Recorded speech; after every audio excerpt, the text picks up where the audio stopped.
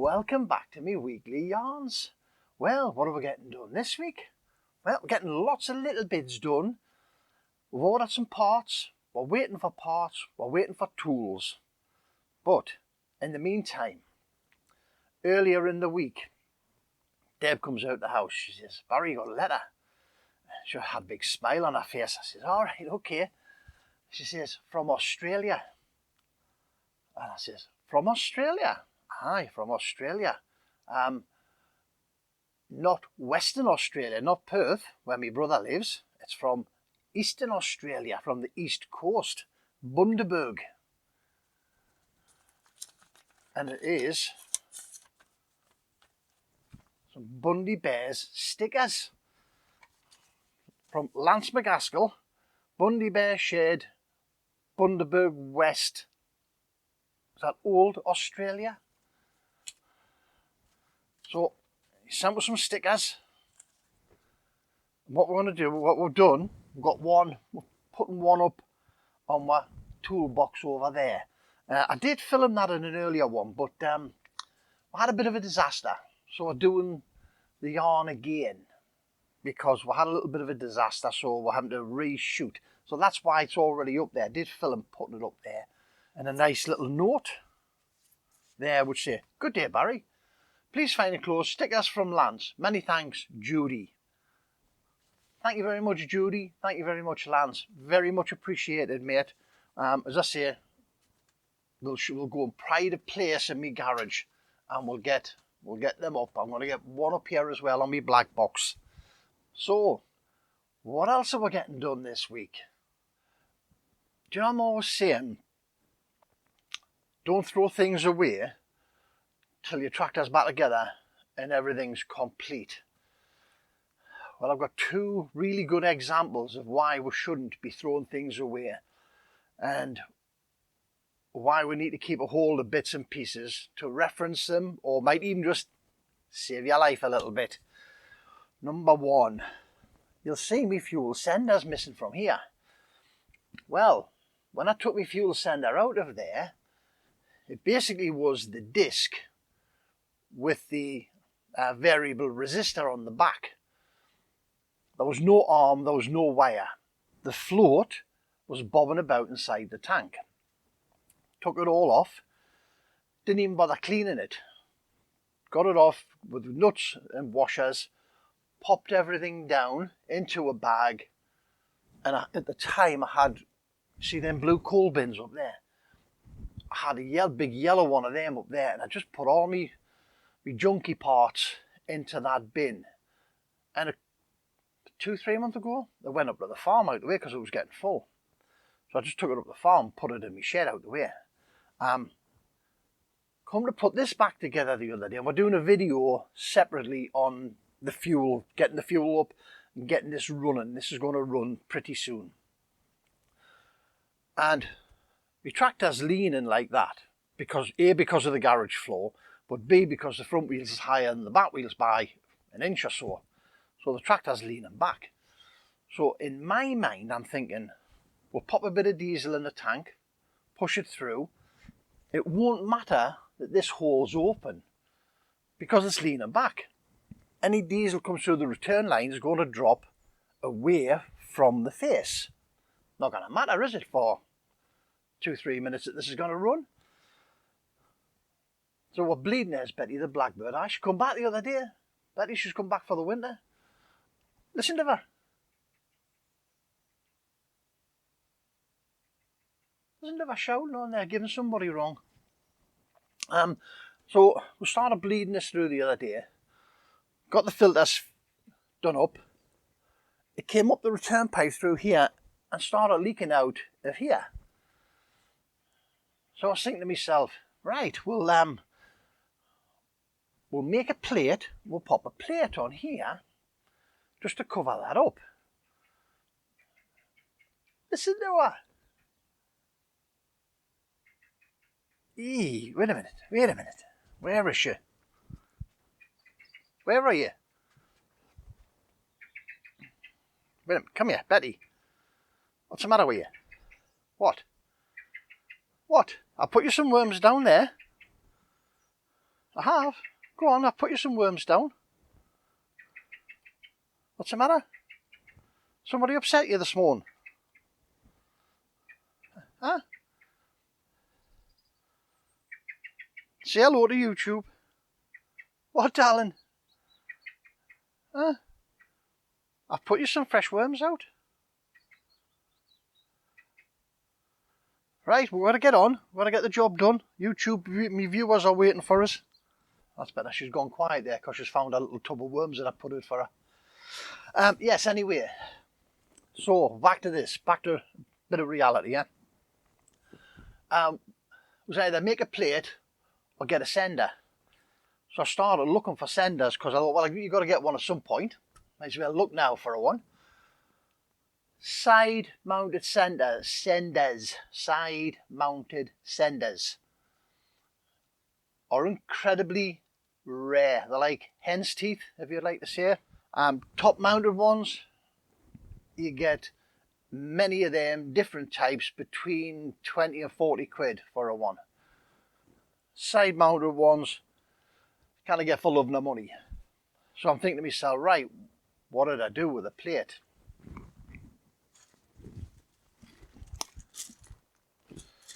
Went up to the farm the other day, went into my scrap box, had a dig about, got my plate out. It's got the old rubber seal with it. It's got a new gasket that I made just the other day, and we've got, that's all we've got left of it. That's all we've got. This bit still works. And in my video for the fuel system, you'll see me test this. This bit actually, electronically, still works. So what we're thinking of doing is trying some method of attaching an arm to this bit of wire on. I've still got the float. The float's here. Pop it back together. The tools we're waiting for. 3/16 BSF taps and a die nut to go on here. I want to run a die nut up there. As you see, when you loosen these pipes off, there's not enough room to get a die stuck in there, and you couldn't anyway because of the other screws. So what we're going to do, we're going to put a die nut on it. We're going to run a die nut up and clean that up. Got some taps coming to go through the nuts, and then we'll give this a brush up. So that's one reason why you never throw, even though that looks absolutely wrecked and you think it's totally useless. But as I say, I've got a in the video of our fuel system, you will see me test this, and you'll see that it's electrically it still works. So we're going to have a go at repairing that. Second reason why not to throw things away. Last week we were on about putting the oil bowl and filter into the pickup tube in the gearbox here.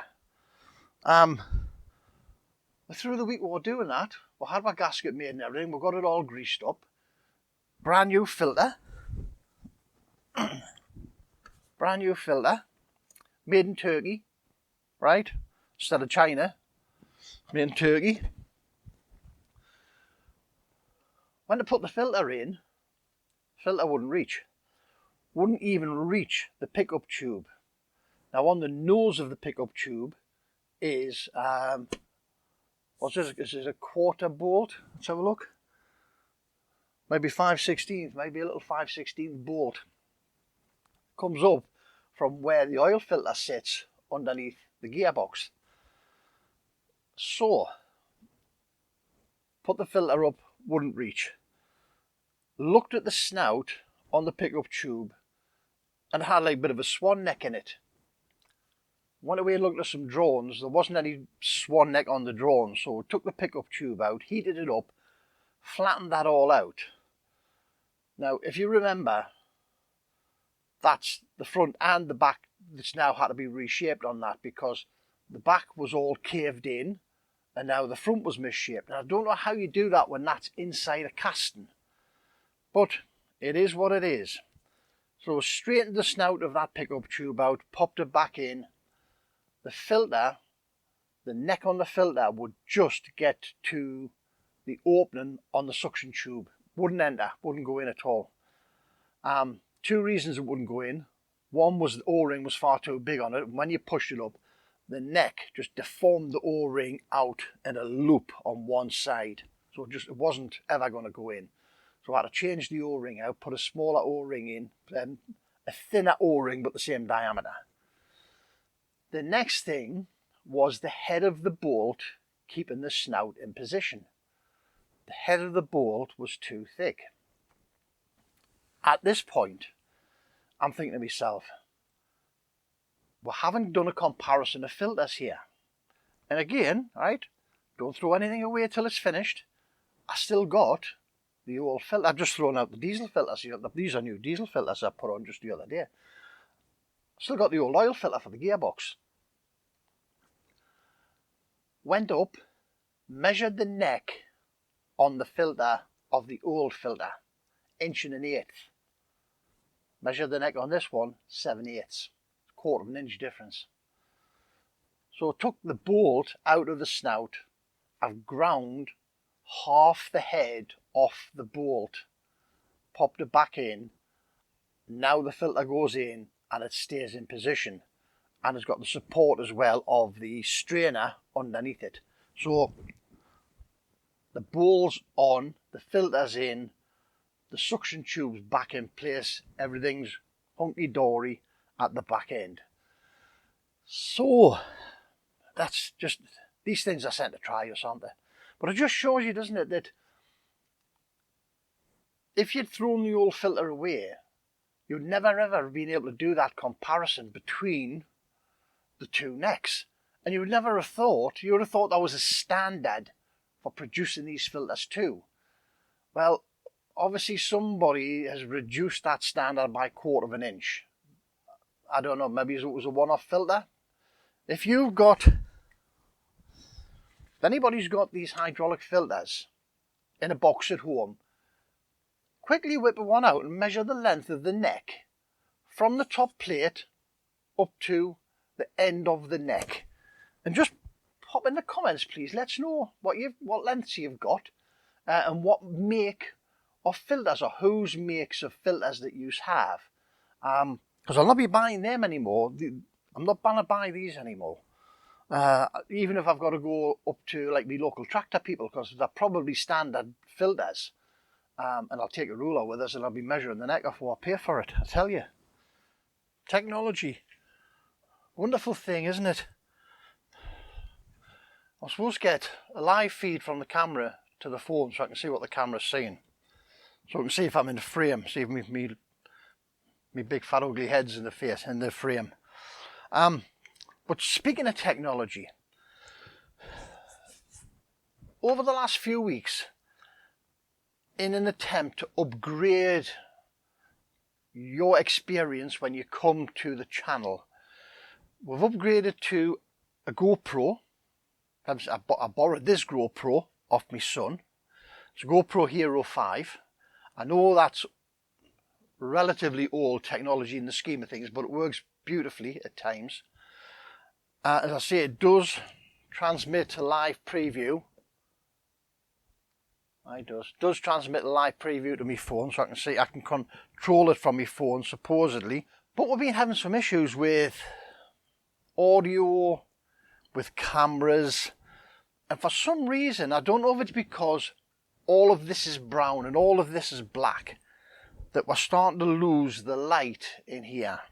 So in order to up quality, we've gone to a GoPro camera and a Tascam DR70D audio recorder.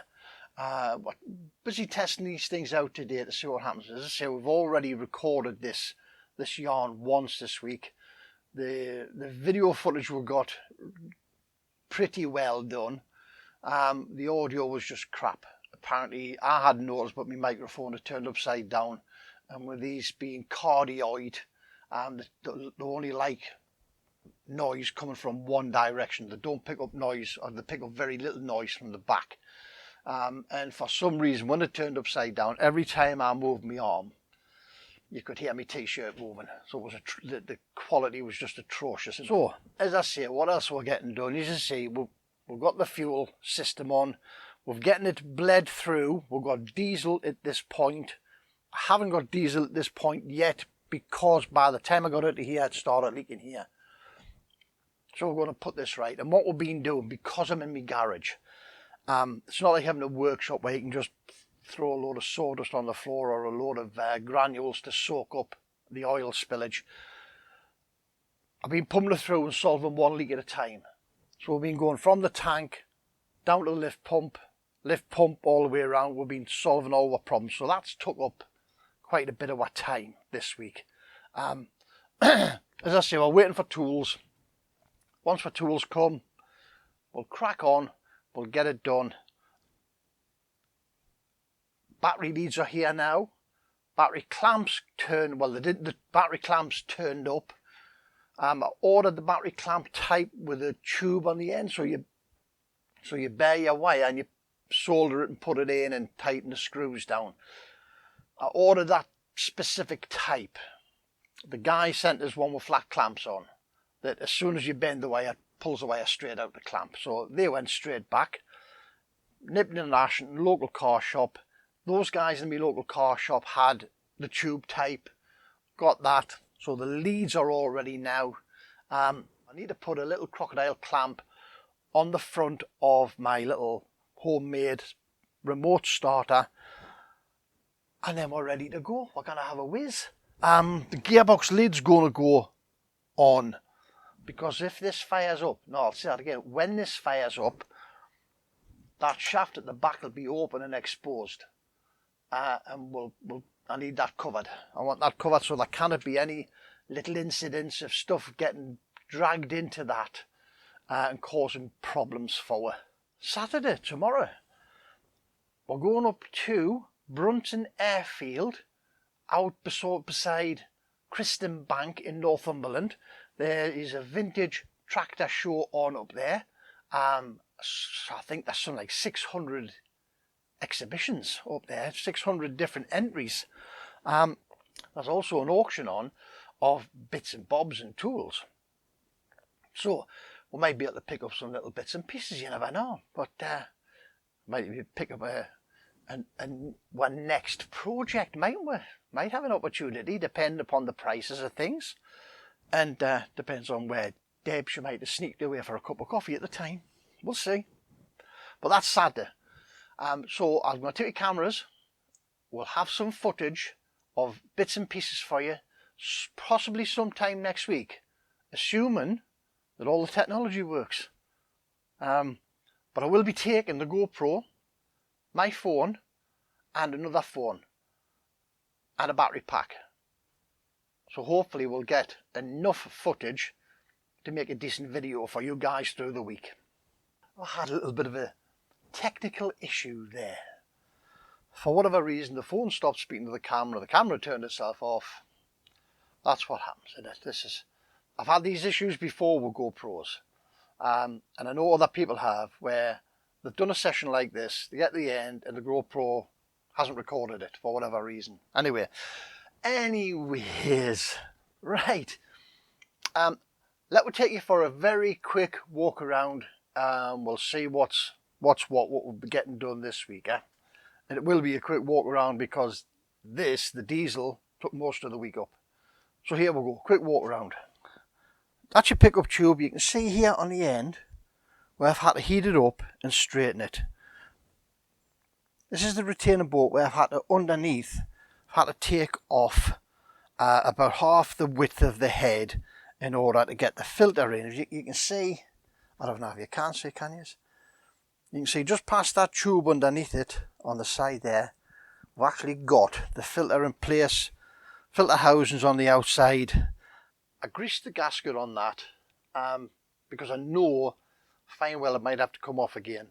I'm going to have a hunt about. I'm going to try and get, well, I will get another filter. However, that one fits, it's in, but I'm not 100% happy with it. If on my travels I come across another filter and I can get the neck measured and it is 1 inch and 1/8, that one will be coming out again.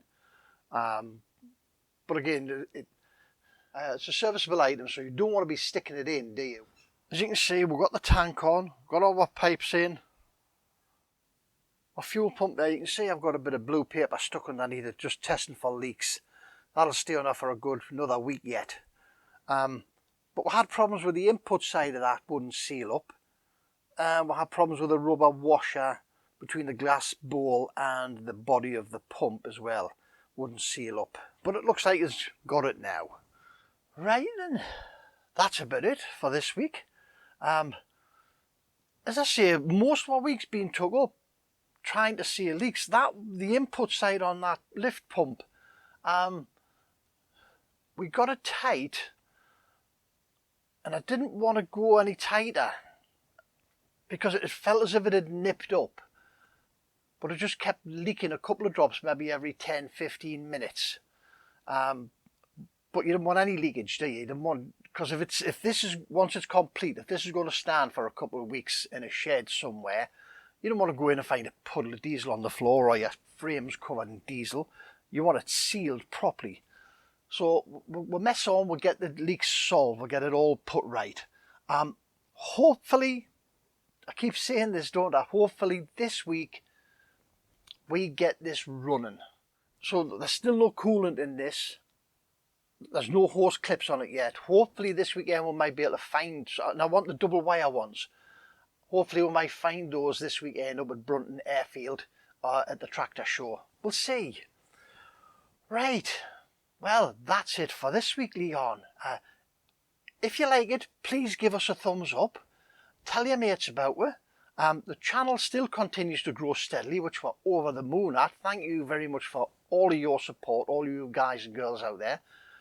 Don't forget, if you've got any snippets of information, pop them down in the comments. We will always get an answer to you guys who put comments down below.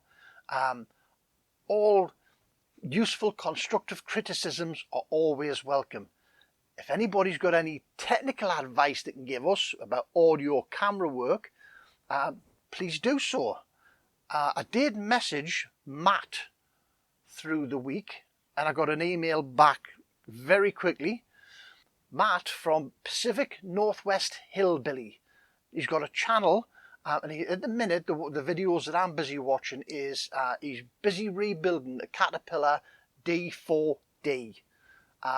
So if you like that type of thing, pop across and see him. He's got a similar, bigger, obviously America, everything's bigger in America. He's rebuilding his in his garage underneath his house.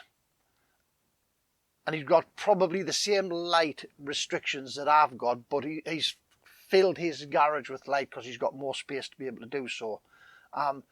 But Matt was able to give me a lot of good feedback, a lot of guidance and assistance as to the technical side for GoPros, things like that. So please, if you've got any good comments, you can go to the About tab up here in the home page on YouTube. My email address is in there, manfromthemist@gmail.com.